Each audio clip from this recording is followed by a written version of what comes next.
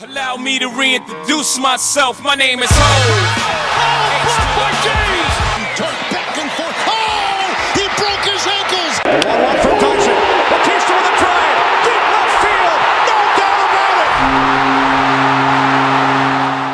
it. Jacksonville Jaguars finally moved on from Doug Marrone. He spent his 5 years there, accomplished a good amount early on in his career with Jacksonville, making the playoffs with that stacked roster when they were winning some games. But now it's on to the Urban Meyer era. Urban Meyer is coming out of retirement from the college ranks, and he's back in the NFL. I guess it's his first time really in the NFL as a head coach. And this team got some good players back. They got Josh Allen back, who was out most of the year with injury. They got Shaquille Griffin over from Seattle. Rayshon Jenkins, the safety from the Chargers, is a quality player. Roy Robertson-Harris did some really good things with the Bears in the past. Marvin Jones, Malcolm Brown at the D tackle spot. So, I mean, this team's done a lot of good things. And they have some key subtractions, though. They traded Gardner over to Philly.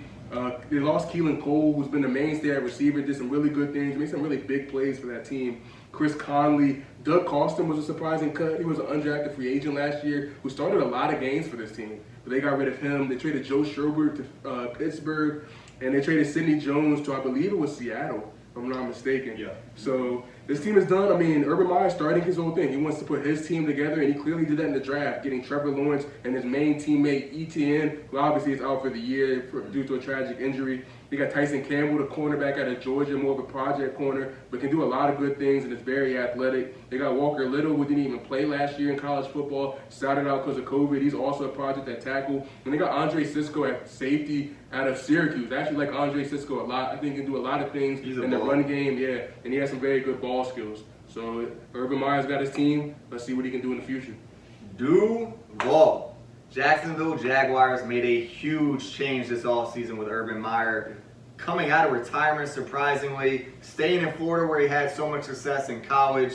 That was in Gainesville. This is in Jacksonville, and he's bringing Trevor Lawrence, a generational prospect, with him. If I had to bet on anyone to be the best quarterback over the next decade, besides Mahomes, besides Josh Allen, I'd probably go with Trevor Lawrence. He can be that good of a player, but will he be that good in 2021? The rocky preseason leaves some doubts there. When you talk about the surrounding talent like Chris Conley and all those guys, is not really anything special. Obviously, DJ Chark has had a great season in the past, but can he replicate that this year? You know, I think there's still a lot of question marks there.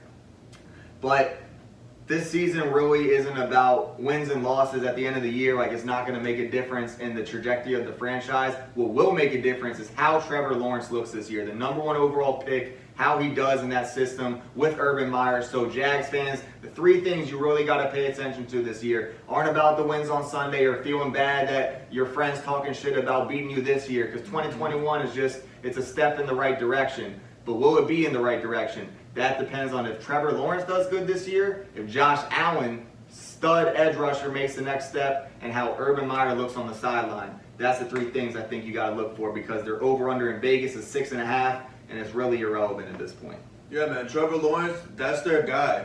Duval County, y'all got a guy, man. Y'all are good to go. Y'all are good to go. So, hey, the whole entire franchise is surrounded around one guy, so we're going to take advantage of it. We're going to make a little bit of money on it, a little side cash, you know? Go ahead, go to FanDuel, go to DraftKings, wherever you do all your sports betting, and lock this one in. I got Trevor Lawrence over 3.5 rushing touchdowns. We saw him at Clemson. He could run the damn ball. He got some wheels on. His arm is so good, you know. He can really put the ball where it matters. It's really impressive, and everybody kind of forgets, damn, this guy can run the ball too. Like we said earlier, ETN, he's down for the count tragically. So it'll kind of open up a little more opportunity for Trevor Lawrence to get down on his feet. So we're going to go over 3.5 rushing touchdowns, Trevor Lawrence. And Lawrence's best play, real quick, B, his best play of his career to this point is against Ohio State when he had that rushing touchdown for like 60 yards or some shit. Yeah. So he can clearly score, whether it's in the red zone or at the 50-yard line or something. Yes, sir. Yeah, he has some athletic tools that he can really do, especially running the ball with them long strides. But congratulations, Jacksonville. You finally got a franchise quarterback. No more Blake Bortles. Gardner Minshew did some good things, but he's not a franchise quarterback. A long list of quarterbacks in Jacksonville. Hopefully it ends here for a while. Hopefully, man. Hey, good luck this year, Jack. On to the Chiefs next, though. Okay.